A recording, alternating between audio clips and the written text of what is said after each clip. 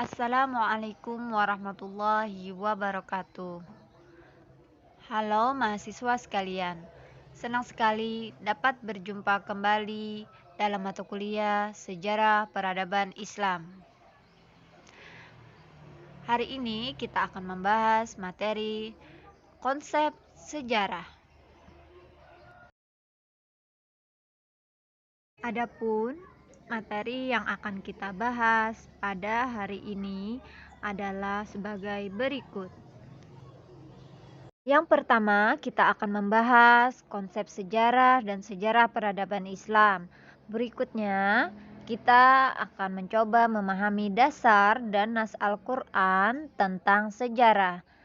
Kemudian, kita juga akan memahami ruang lingkup sejarah dan sejarah peradaban Islam, di mana materi ini akan meliputi bidang ekonomi, politik, sosial, budaya, pendidikan, dan yang lainnya. Kemudian yang keempat, kita akan membahas metode penggalian dan sumber sejarah peradaban Islam. Yang kelima, kita akan membahas tentang periode sejarah peradaban Islam dan menggambarkan kondisinya. Kita masuk pertama ke dalam konsep sejarah. Sejarah berasal dari bahasa Arab syajaratun, yang artinya pohon. Kenapa diibaratkan dengan pohon? Artinya dia adalah segala sesuatu yang mengawali hal yang lain. Maka sejarah dianggap sebagai sumber pertama sebelum pembahasan keilmuan yang lain. Dalam dunia barat disebut histoire dalam bahasa Prancis, kemudian history dalam bahasa Belanda, dan history dalam bahasa Inggris. Dia berasal dari bahasa Yunani historia, yang artinya ilmu. Dalam pengertian yang lain, sejarah adalah catatan berbagai peristiwa yang terjadi pada masa lampau, even in the past. Dalam pengertian ini, lebih seksama sejarah bisa juga disebut dengan kisah dan peristiwa masa lampau umat manusia. Sidiki Jalba menggambarkan sejarah sebagai gambaran masa lalu tentang manusia dan sekitarnya sebagai makhluk sosial, yang kemudian disusun secara ilmiah dan lengkap meliputi urutan fakta dengan tafsiran dan penjelasan yang memberi pengertian dan kepahaman tentang apa yang telah berlalu. Dalam bahasa yang lebih sederhana, kita bisa memahami bahwa yang dimaksud dengan sejarah adalah segala sesuatu yang terjadi di masa lampau yang kemudian diberi penafsiran dan diberikan penjelasan sehingga memahami apa yang terjadi di masa lalu. Berikutnya kita membahas tentang sejarah peradaban Islam. Peradaban Islam adalah terjemahan dari kata Arab al-hadarah al-islamiyah. Kata Arab ini sering juga diterjemahkan ke dalam bahasa Indonesia dengan kebudayaan Islam. Kebudayaan sebenarnya di dalam bahasa Arab itu namanya as-saqafah. Di Indonesia, sebagaimana juga di Arab dan di Barat, masih banyak orang yang mensinonimkan dua kata ini, yaitu kebudayaan dan peradaban. Kebudayaan sebenarnya adalah bentuk ungkapan tentang semangat mendalam suatu masyarakat. Sedangkan manifestasi-manifestasi kemajuan mekanis dan teknologis itu lebih berkaitan dengan peradaban. Kalau kebudayaan lebih banyak direfleksikan dalam seni, sastra, religi, dan moral, maka peradaban ini terefleksi dalam politik, ekonomi, dan teknologi.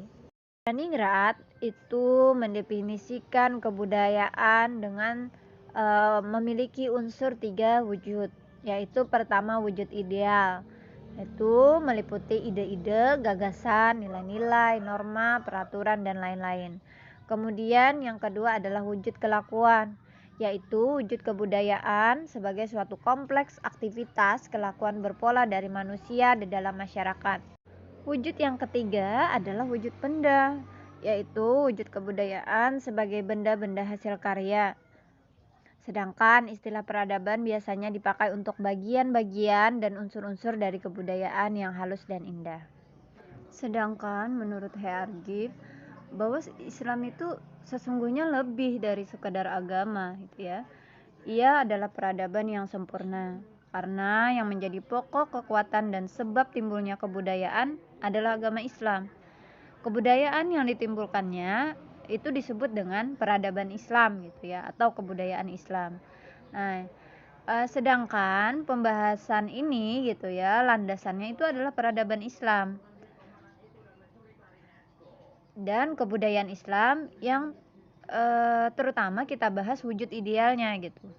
Sementara landasan kebudayaan Islam sendiri itu adalah agama Islam. Jadi di dalam Islam tidak seperti pada masyarakat yang menganut agama lain. Karena kita berpendapat bahwa agama itu bukan kebudayaan, tetapi agama dapat melahirkan kebudayaan. Karena kalau kebudayaan itu kan hasil cipta, rasa, dan karsa manusia. Sedangkan dalam Islam, agama berasal dari wahyu Allah gitu, yang mendasari munculnya kebudayaan.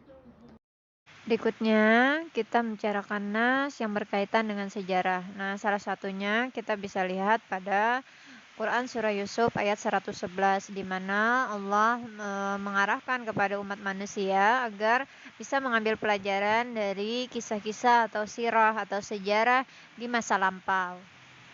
Ada juga ayat lain seperti Quran Surah An-Nahl ayat 44 yang menceritakan tentang sejarah turunnya kitab-kitab kepada para nabi.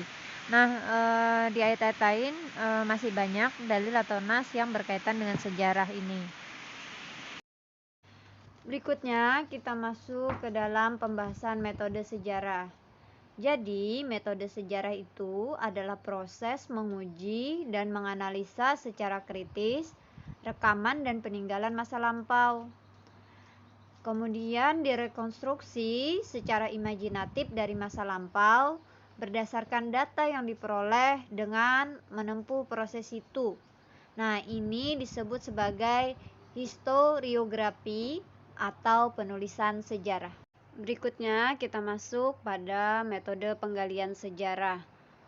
Metode penggalian sejarah ini terdiri dari 3, yaitu metode lisan, metode observasi, dan metode dokumenter.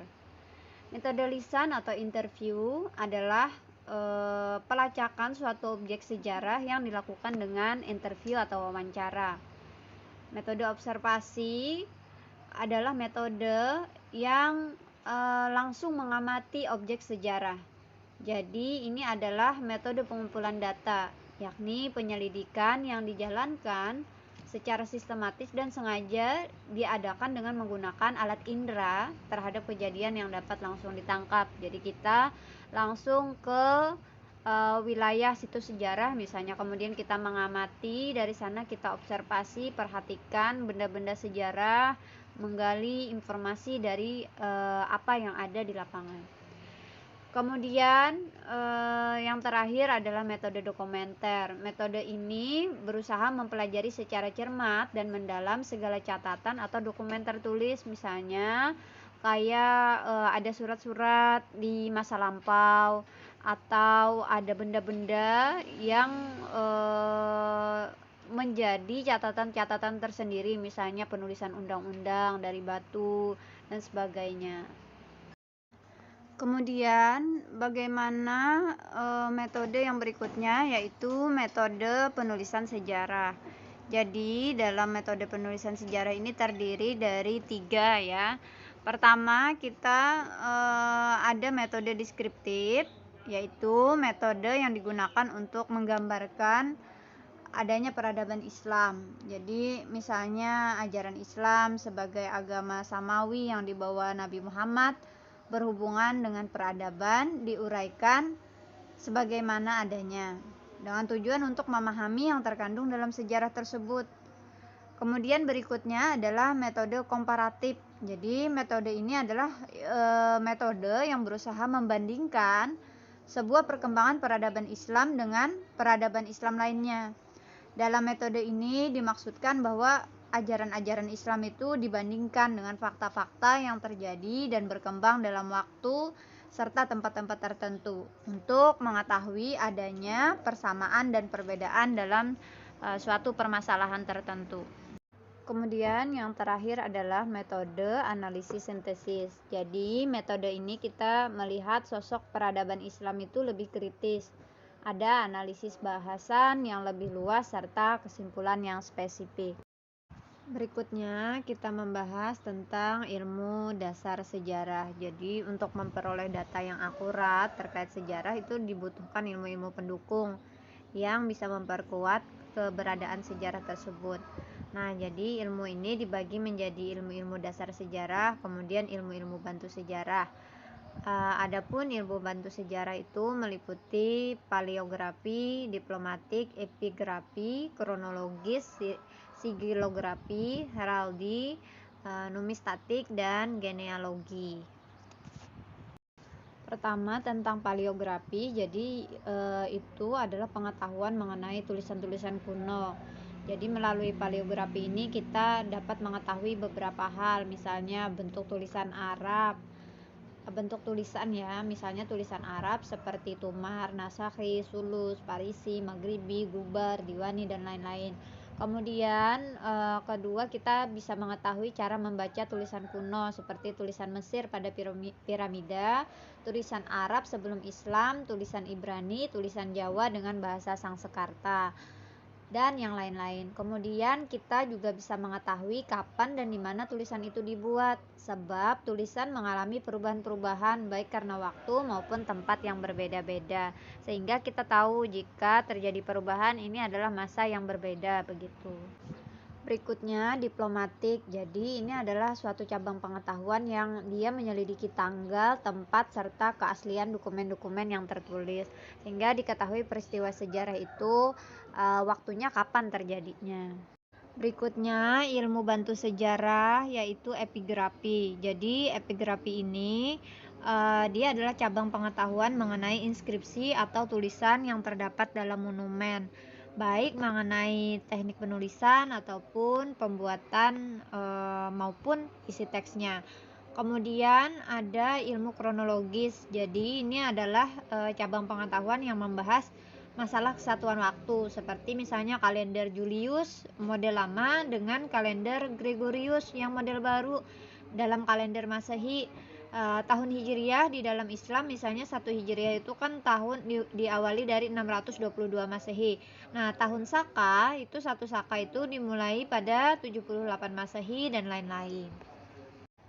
Berikutnya ilmu bantu sejarah sigilografi. Jadi sigilografi ini adalah pengetahuan mengenai segel yang dipergunakan oleh para raja, khalifah atau gubernur dan lain-lain dengan mengetahui bentuk segel dan cara penggunaannya.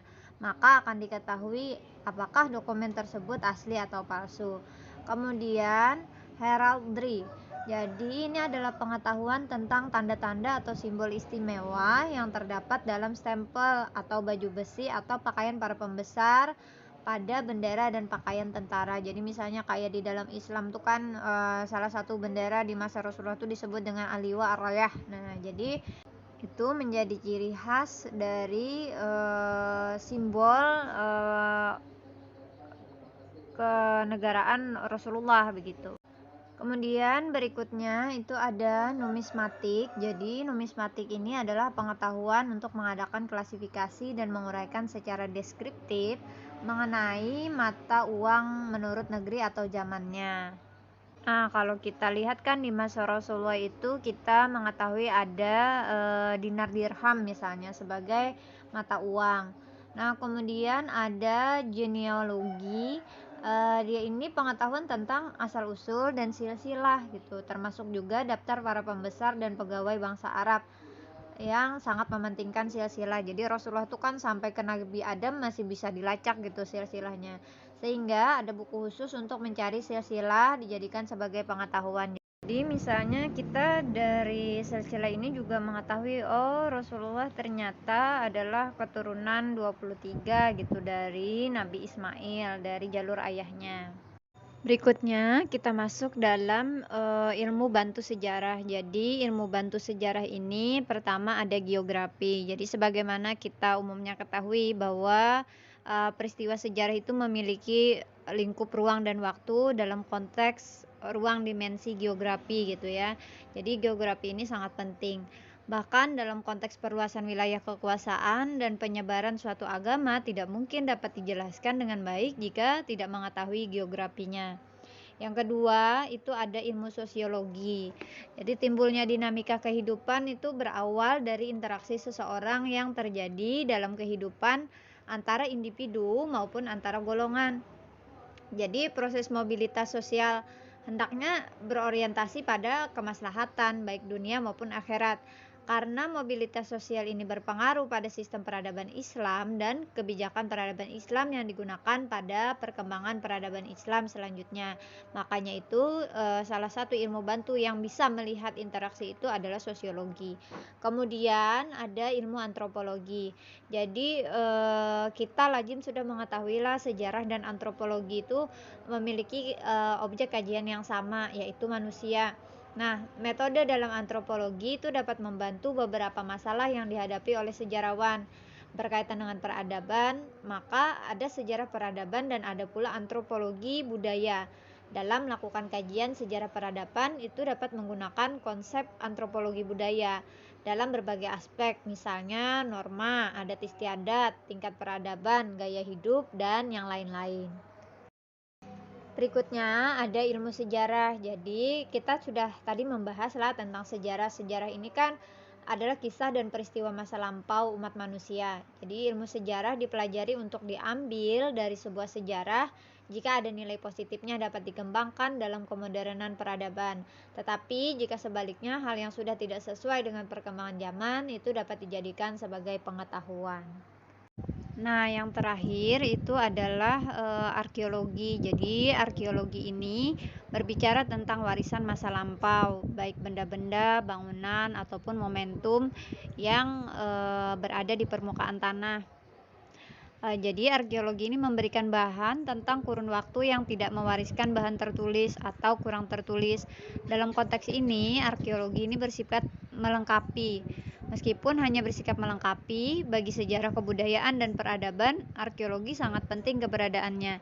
Sebab arkeologi dapat mengungkapkan peradaban material masa lampau seperti pembentukan kota, struktur, perumahan, perabot rumah tangga, pakaian, perhiasan, alat kerja, senjata, bahkan pengetahuan tentang agama. Apa sih sebenarnya urgensi mempelajari sejarah peradaban Islam? Nah, karena sejarah ini mencatat kondisi kebesaran Islam berkat kemajuan ilmu pengetahuan dan teknologi, di mana pada waktu dunia Islam menjadi kiblat perkembangan ilmu pengetahuan dan teknologi dunia, sejarah memiliki nilai dan arti penting yang bermanfaat bagi kehidupan umat manusia. Hal tersebut dikarenakan sejarah menyimpan atau mengandung kekuatan yang dapat menimbulkan dinamisme dan melahirkan nilai-nilai baru bagi perkembangan kehidupan manusia. Dengan mengkaji sejarah, kita dapat memperoleh informasi tentang aktivitas peradaban Islam dari zaman Rasulullah sampai sekarang, mulai dari pertumbuhan, perkembangan, kemajuan, kemunduran, dan kebangkitan kembali agama Islam. Selain itu, dengan mempelajari sejarah peradaban Islam, diharapkan seseorang dapat memiliki kemampuan untuk melakukan pembangunan dan pengembangan peradaban Islam dan dapat pula menyelesaikan problematika peradaban Islam pada masa kini, serta dapat memunculkan sikap positif terhadap berbagai perubahan sistem peradaban Islam. Kemudian kita membagi sejarah peradaban Islam itu menjadi beberapa periode atau kita sebut periodisasi. Periode pertama itu adalah periode klasikal Islam. Ini berkisar antara tahun 650 sampai 1250 Masehi. Nah, masa apa saja yang dilewati masa klasikal Islam ini?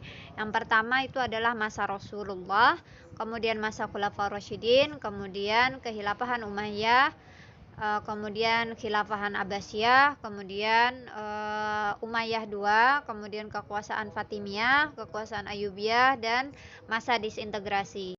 Yang kedua adalah masa pertengahan Islam. Jadi ini antara tahun 1250 Masehi sampai 1800 Masehi. Di mana di sini dilewati oleh kekuasaan Mamluk, kemudian kehilafahan Turki Utsmani, kekuasaan Safawi, kekuasaan Mughal. Berikutnya itu adalah periode moderni Islam atau modernisasi Islam ya. Jadi tahun 1800 Masehi sampai sekarang. Ini dimulai dari masa Renaissance di Eropa, kemudian masuknya penjajahan Barat terhadap dunia Islam. Kemudian munculnya nasionalisme di dunia Islam dan lahirnya negara-negara Republik Islam. Secara detail tentang masa-masa pada periodisasi Islam ini dan perkembangan apa saja yang didapatkan selama masa periodisasi ini nanti kita akan bahas pada pertemuan berikutnya. Demikian materi kita pada hari ini. Semoga dapat bermanfaat, menambah pengetahuan kita. Terima kasih atas perhatian Ananda. Semoga dapat bermanfaat. Wassalamualaikum warahmatullahi wabarakatuh.